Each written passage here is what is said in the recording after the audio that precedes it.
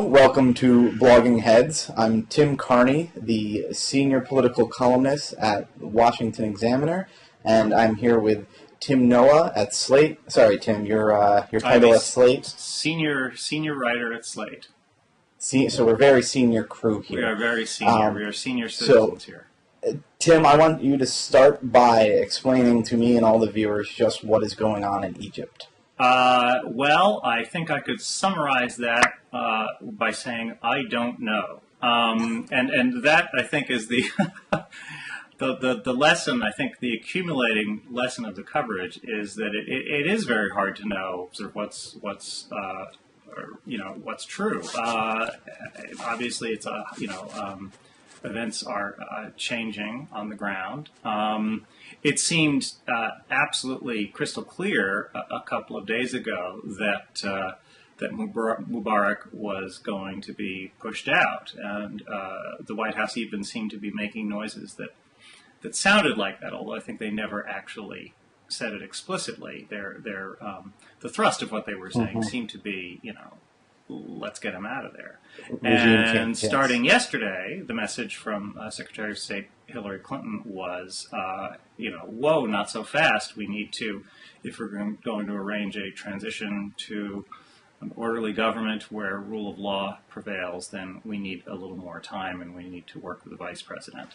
That seems to be changing yet again today as we're reading. The crowds are once again massing in the streets, apparently very energized by a TV appearance made by the Google executive who was taken into custody, who had helped start these protests. I think it's an occasion to express humility about our ability to understand events. I mean, Mubarak really looked, I have to say, a couple of days ago, I was scratching my head wondering why is Mubarak the only guy in the entire world who doesn't know he has to leave right away. But then, yesterday I thought, well, maybe he knows something I don't know. And today I'm not so sure. And part of today, I liked the Pat Buchanan column on this, which just said, look, there seems to be a clash here between American interests and American ideals. The sort of George Bush talk of freedom is not just God's gift to America, but the Almighty's gift to all of mankind.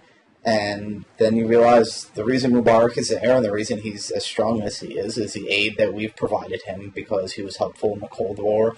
He was helpful in protecting Israel's very existence, and as far as I know, he's been helpful in fighting against Al-Qaeda. And so the blunt truth is that the United States government was perfectly happy to see him maintain anti-democratic policies so long as he was able to keep the lid on. Yeah, it was about, and foreign policy is often very Nietzschean, I feel like. I feel like the sort of scruples and the principles and the sort of unjust means that we might not use in other aspects of domestic policy or personal lives or anything, when it comes to foreign policy, I think we sort of broadly accept that there will be simple, pure pragmatism without much concern for principle. And that I think a conservative philosophical insight is that sort of Edmund Burke type stuff here is that when you deviate from principle because you say, oh, well, I need to attain this particular goal, it's hubris. You don't know what the consequences of your actions are going to be. Is Iran better off today because we backed the Shah? Or better question, is the United States better off today because we backed the Shah? Or are we going to be better off in 5 years because we backed Mubarak? And just for the simple fact that they were oppressed by somebody who was backed by the United States means it's entirely possible that the Egyptian people are going to dislike us and their government is going to be an anti-American government. And if that just means that they dislike us, I don't mind. If that means that there are elements in their government that are giving aid and comfort to terrorists, well, then that matters. And then it may have proven to be a mistake. So for me, it's another lesson in humility. It's these entangling alliances can have long-term unforeseen consequences. Right. And just at an emotional level, it is difficult not to respond favorably to mobs of people on the street peacefully demanding their freedom. Yeah. One wants to believe that a peaceful transition can be made, and I just am very reluctant to make any pronouncements about what's going to happen here. I think it could go a million different ways, and I'm crossing my fingers that Egypt will end up with a reasonably democratic, reasonably secular, or at least non-terrorist government. But I have a question, and you can take this as a rhetorical question, or you can try to answer it. But did Iran, in the early days of their 1979 revolution, did they look like Egypt now? Did they look a lot different? Did we think I at any points there? There was kind of a Menshevik-like period where moderates were in control, and then they lost control to the Ayatollah. I'm trying to remember the guys. There was a guy. I'm not going to remember his name, but he was sort of a Kerensky-like figure. And I mean that is the great fear, is that moderate revolutions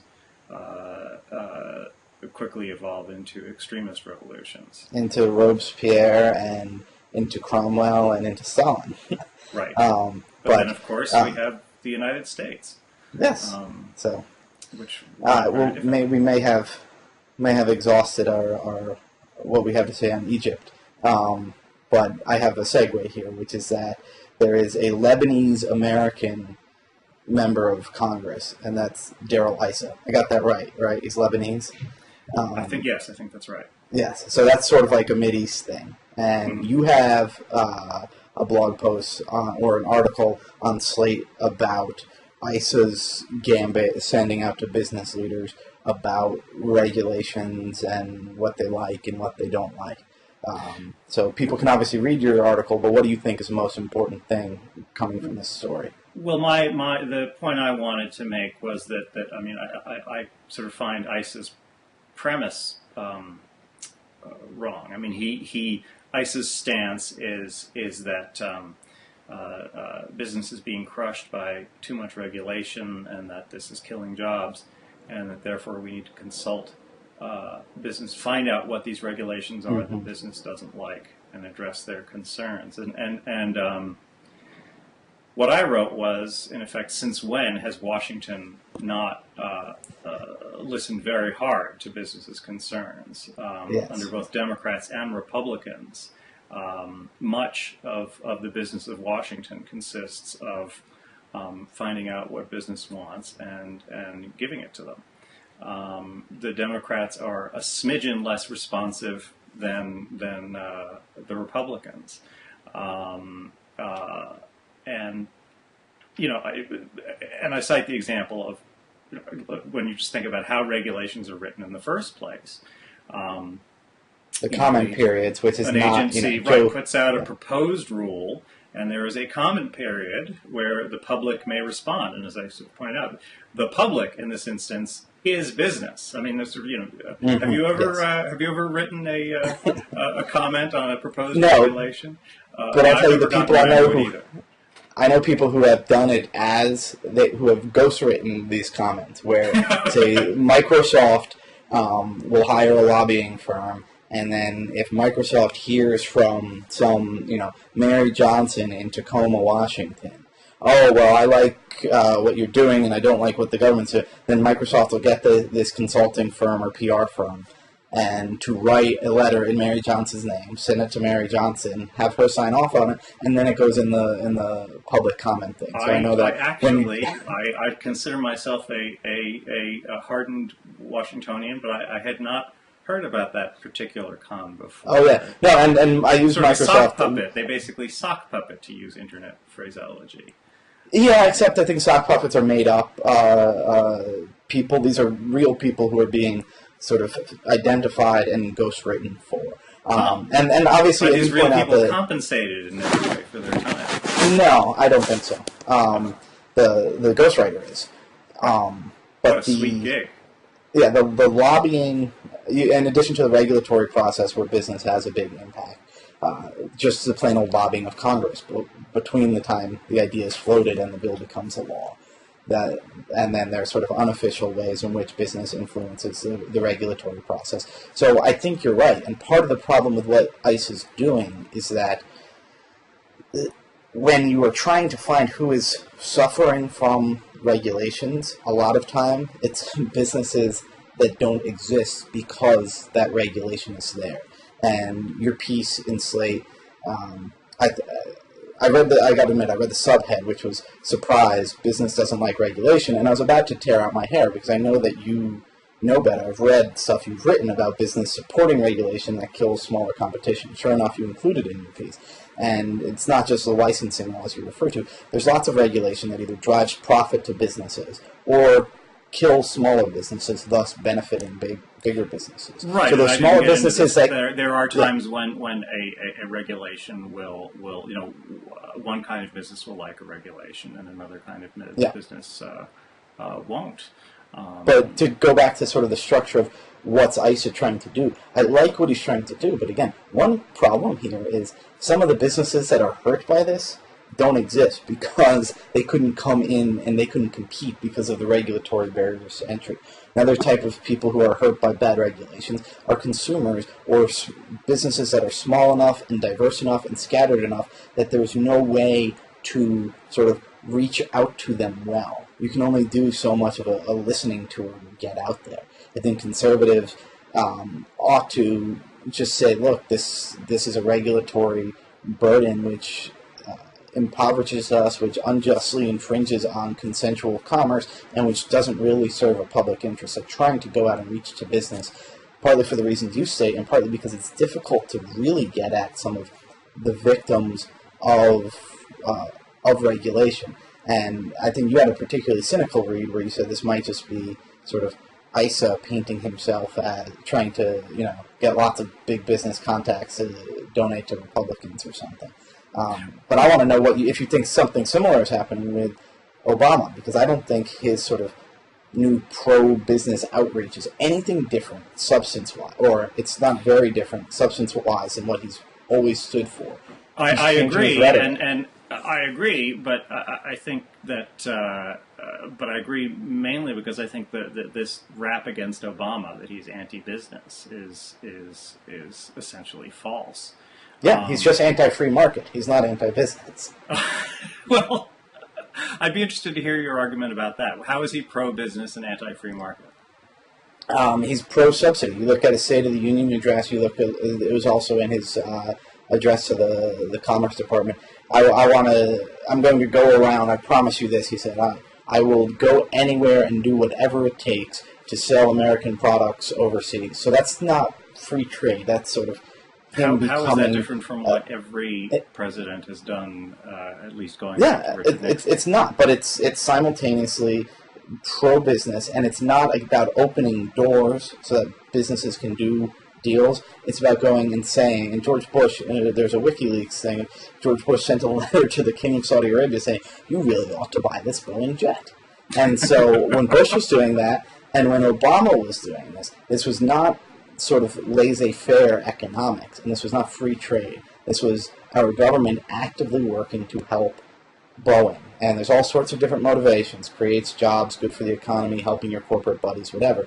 But that's what's going on. You've also got Obama, you look at his Obamacare, where the drug industry was entirely on board. He got the American Medical Association and the American Hospital Association also on board with what he was doing, because he was throwing subsidies, mandates that benefited them their way, and the cap and trade actually, stuff.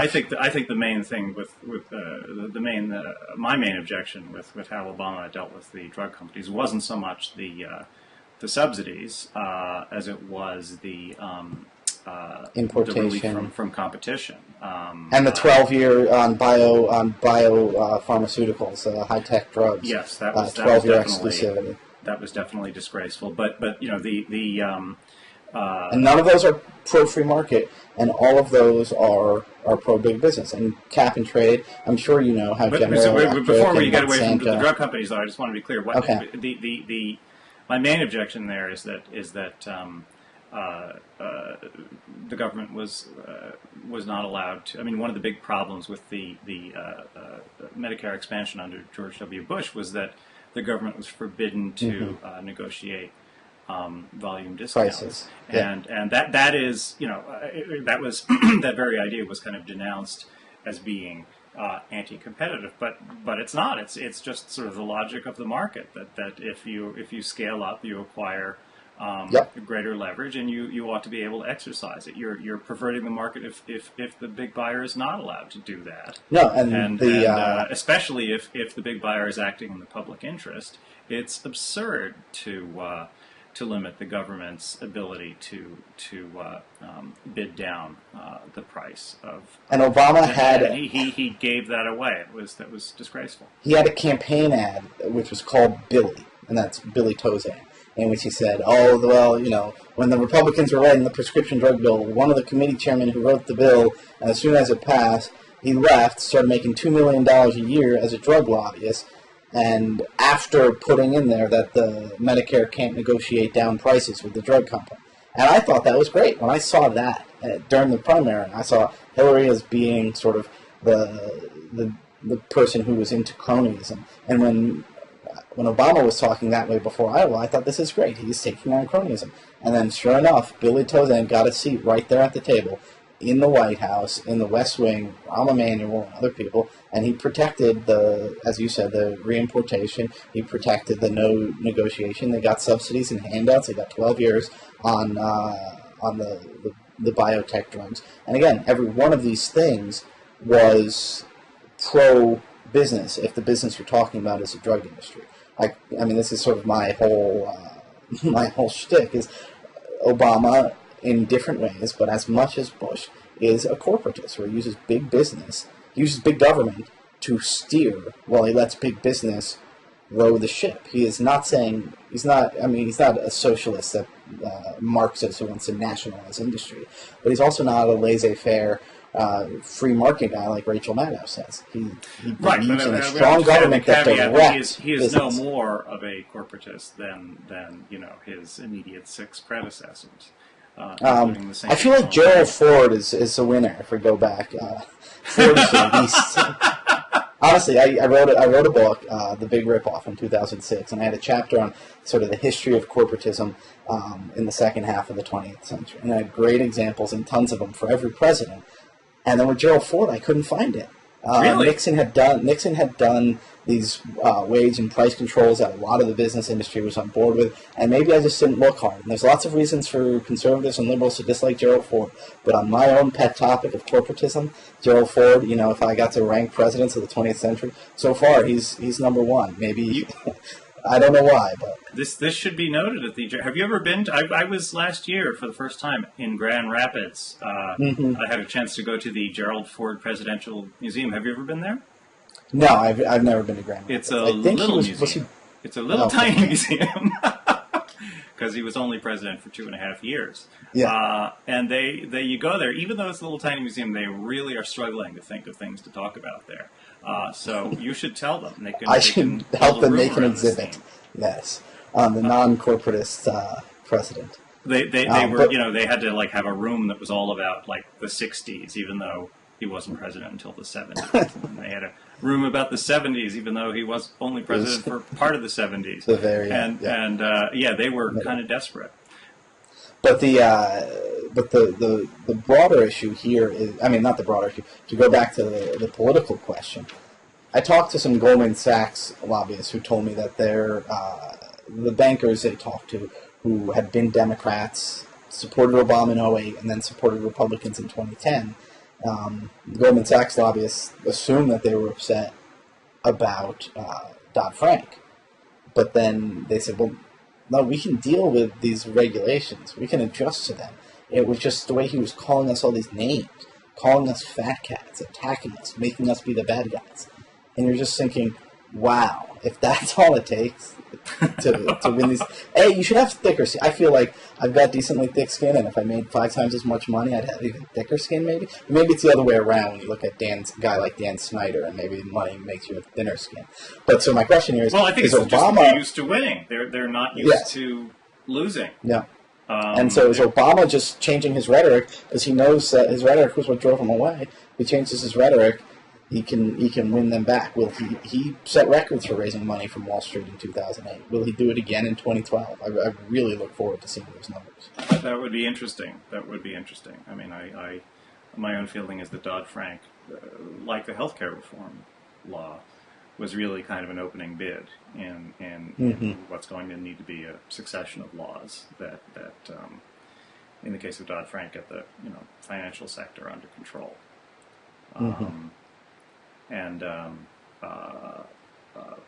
So there will be continued engagement between Obama and Wall Street, and I promise you, it will not all be sort of as contentious as it was in those few weeks when the SEC case against Goldman came out. Obama was using the words "fat cats." Again, I think that was mostly rhetoric, and his talk now is I don't see much of a substantive shift.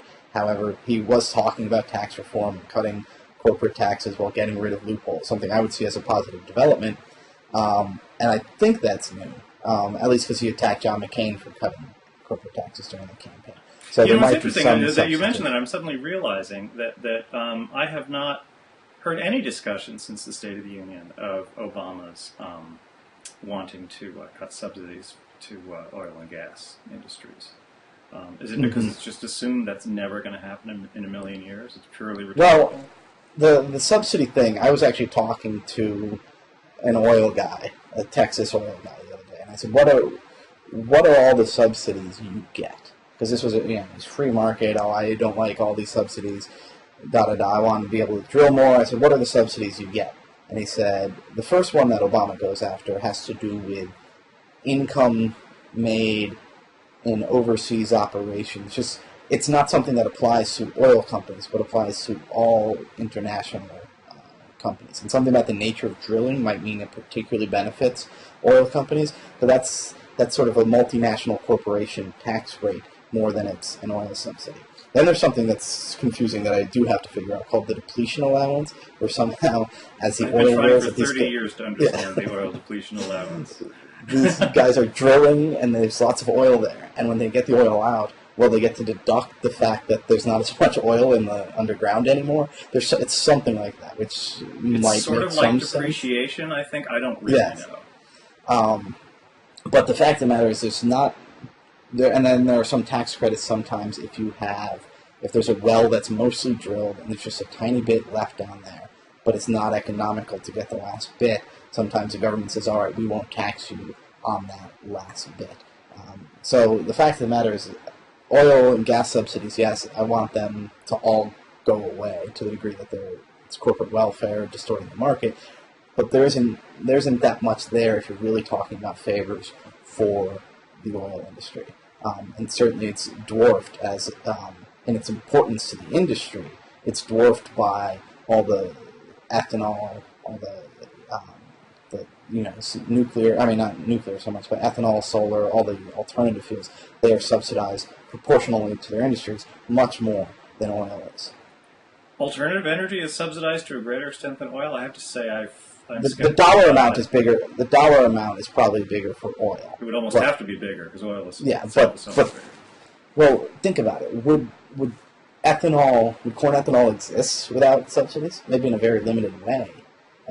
Solar, wind. At this point, if you pulled the plug on some of the wind subsidies, maybe they would exist, but I don't think we would keep building up and wouldn't have built up in the first place. So all these alternative fuels.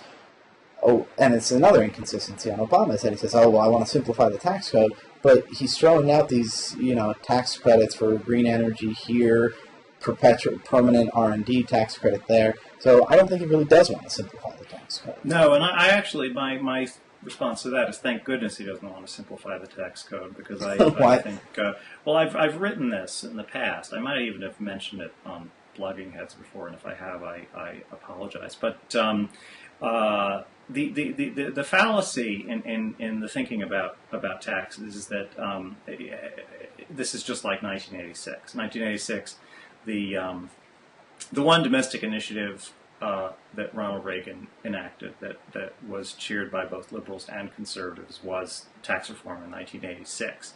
and it was a trade that in exchange for reducing the number of brackets from something like 14 to I forget how many, maybe 3 or 4. And also in exchange for bringing the top rate down, a lot of loopholes were closed.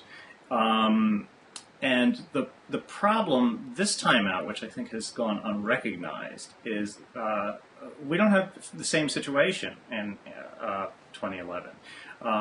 We don't have that many tax brackets now. I think we only have, 4 or 5 or something, right? Or 6 maybe. And the top rate is not very high. It's well below 40%. So it's not a good trade. The other thing, and he's talking here specifically about corporate taxes. Yeah, I think he's here talking about particularly about corporate taxes. No, he was talking about. He's been talking about simplifying income taxes. Okay. And the other thing that's happened in the last 25 years is that we've had expanding income inequality, particularly since the 90s at the top end.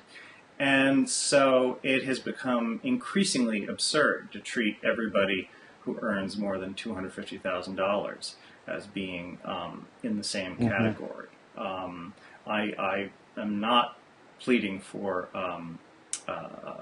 lowering taxes on people who make $250,000, $250,000 and over. I think that should be raised the way Obama wanted to raise it. But I also think that in addition to that, something that wasn't even discussed is that we need to lay in some new brackets, at least 3 or 4 above that one, to capture these incomes that are astronomical. The very, very high end. The people who make the $250,000 earners look poor. Right. And I'll tell you, I'm ready to take part of your deal, but I'm going to make a counter offer here. Okay. If you get rid of a lot of the subsidies, the tax credits and the deductions and the exemptions, the way that politicians try to use the tax code to steer behavior, you will help the economy. Because instead of, as Obama said yesterday before the Chamber of Commerce, too many businesses are making their decisions not based on where they think is the most value, but on what their tax advisor says. If you get rid of all of those for business and for individuals, that will help the economy. That is the, I think, most stimulative, or I should say least destructive way to increase taxes. If you're going so here's to the 2-Tim plan: is we eliminate yes. loopholes and we raise. You eliminate loopholes. You add. Damn, I thought I had you there for a second. No, I'll let you add new brackets on the top, or do whatever you want. But I want to fix the ratio in place between the top brackets and the lower brackets. What I think is despicable is when politicians, sort of nickel and dime taxes, a little bit of soda tax here, a little bit of gas tax there, a little bit of cigarette tax there, and then when they demagogue on class warfare. Is it right or is it wrong for people making $1 million to pay 10 times the rate of people earning $20,000? Well, my response to that is I'll fix the ratio. I'll agree to fixing the ratio of the top bracket to the bottom bracket and how we tax them if you'll agree to fixing the ratio top incomes to bottom incomes. But I think that's kind of a tall order. You can keep adding brackets on top. I mean, you can have brackets going up to $10 million as far as I care. But the fact of the matter is that I think that what I want by fixing the ratio is that in the future, every time we have to raise taxes, everybody's taxes would go up, say, 1% or 2%. And every time we were going to cut taxes, everybody's taxes would go down proportionally. But that's anti-progressive. But I'm fixing it I'm letting you make it be a progressive tax code. And saying, because what you're doing is this weird... You just won't let it become a more progressive tax code over time. Yeah, what you're doing is this weird ratchet where you're saying, we need more money, raise taxes on the rich. We have a surplus, cut taxes on the poor. And it goes back and forth, and the curve just gets steeper and steeper. And when it comes to income taxes, the Bush tax cuts made it effectively a steeper curve because it was a bigger proportional cut for the lower brackets than it was for the upper brackets, all in all. And so then Obama's tax hike then makes it a steeper curve. And it just keeps getting steeper and steeper because it's politically easy to to sell tax hikes on the rich. And part of that you would point out is, well, nobody really feels bad for the guy making over $500,000. Fine, sell America on a bunch of brackets up top, but stop the sort of future demagoguery and fix the ratio in place. So you move the whole curve up or down in unison. I think that would be better for our politics. Of well, course, we still have some disagreements, but I think we should, as we say in Washington, staff it out. Okay. I'll have my people talk to your people. Yes. First, I need to get some people, though. Do you have any people? Do I have people? Yes, I have 3 children. So okay. I've got a dog over here on my couch. Maybe he can. Do you have a dog? No dog. But my son does a very good dog impression. But we were talking about 1986, so our final topic we'll address quickly is why you think Ronald Reagan is an underrated president. Is that correct? No, I don't think Ronald Reagan is an underrated president. Christopher Hitchens thinks. Hitchens has an interesting piece that he put up on Slate where he rips into Reagan viciously for about 5 paragraphs and then gets all sentimental at the end and says, I'm kind of glad Reagan was president. And my version of that would not include the final paragraph. No, I think Reagan was a lousy president. I'm not one of these liberals who's going around trying to persuade everybody like Eugene Robinson is in the Post today that I am the true heir to Ronald Reagan. Of course I'm not the true heir to Ronald Reagan. I'm a liberal. Yes. Maybe I'm a true heir to the Ronald Reagan of, 1946, but I'm not a true heir to the Ronald Reagan of 1981.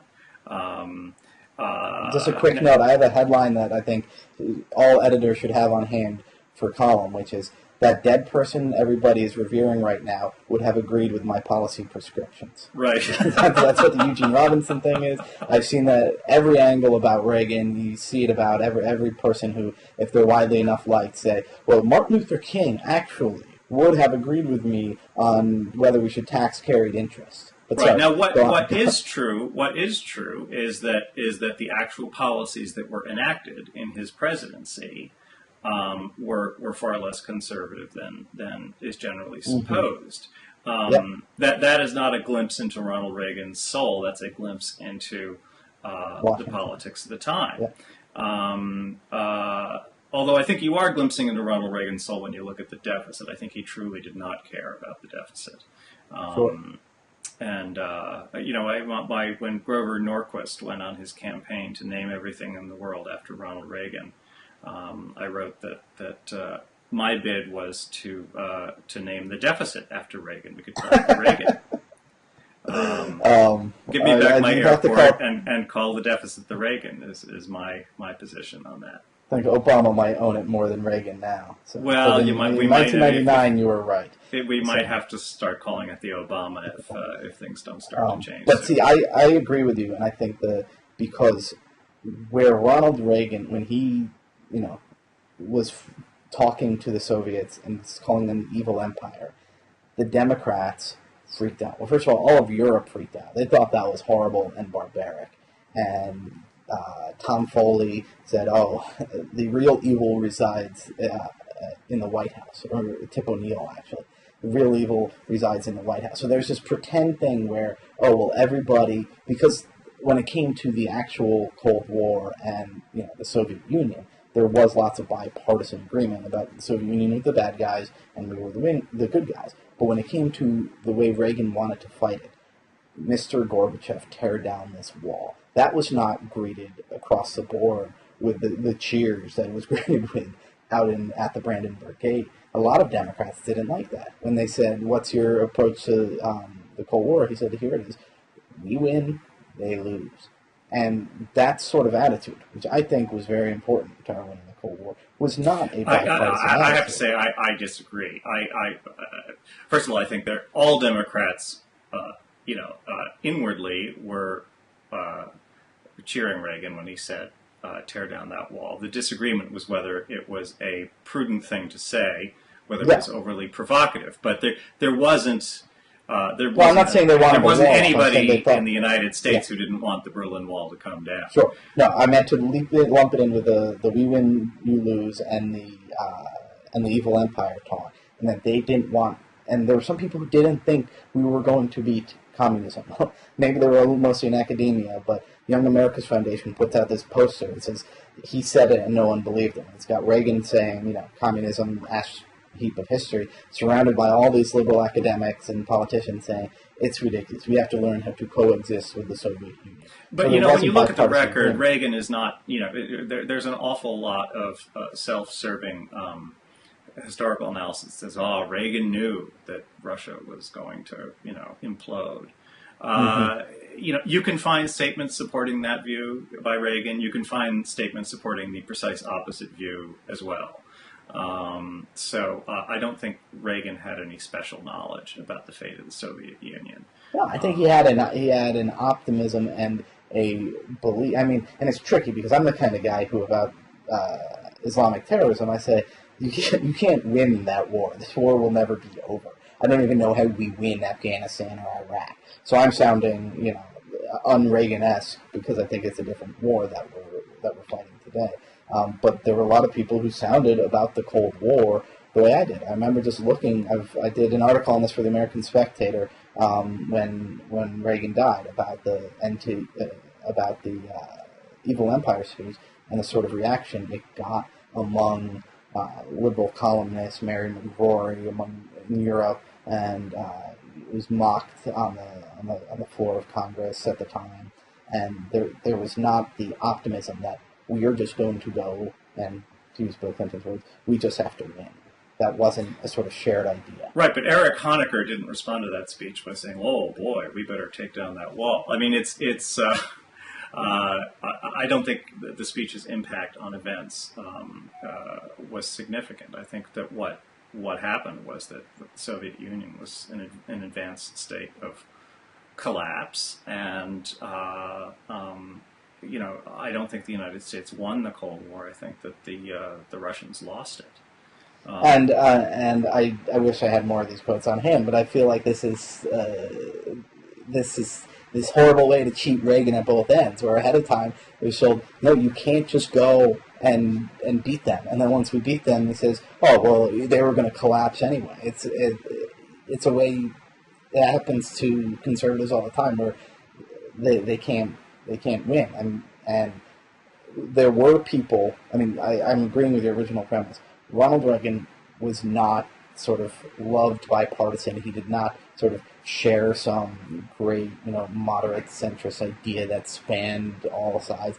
He was a conservative. Well, I won't say fiscal conservative because you mentioned the deficit. He was a tax cutter, and he believed in cutting regulations, and he believed that the United States, because of its freedom, was better and would beat the Soviet Union, and that it was going to take a military buildup to do that. And these were issues that half of the Washington establishment disagreed with.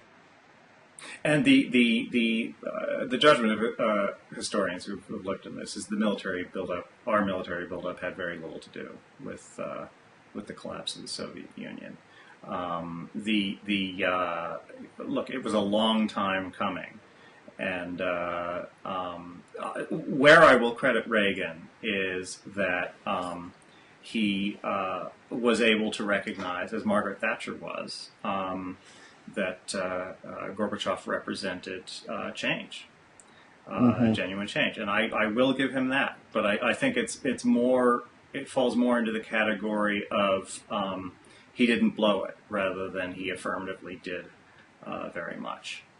Well, that's his very advocacy kind of Star Wars was particularly particularly. No, but you look at his arms control stuff and the seeing Gorbachev. Part of the other caricature of him, and this is used by critics of him and by neoconservative people trying to deify him and advance their own ideology, is the idea that he was this constant hawk.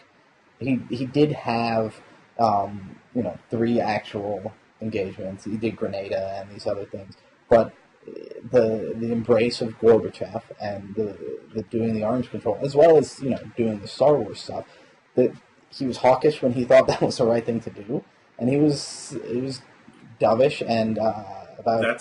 That's absolutely correct. His bark was a lot worse than his bite on hawkishness, and the country definitely benefited from that. So I will make that. Yeah, and I'll recommend a column in my paper, the Washington Examiner, by Gene Healy. It was Reagan was no neocon. Now again, this fits into that dead person that everyone is praising would have agreed with my particular policies. It is one of those columns, and I don't agree. He had his neocon phase. I think Iran-Contra was his neocon phase. Yeah. He outgrew it. So, he outgrew it by almost getting impeached for it. All presidents outgrow their neocon phases. George W. eventually outgrew his too.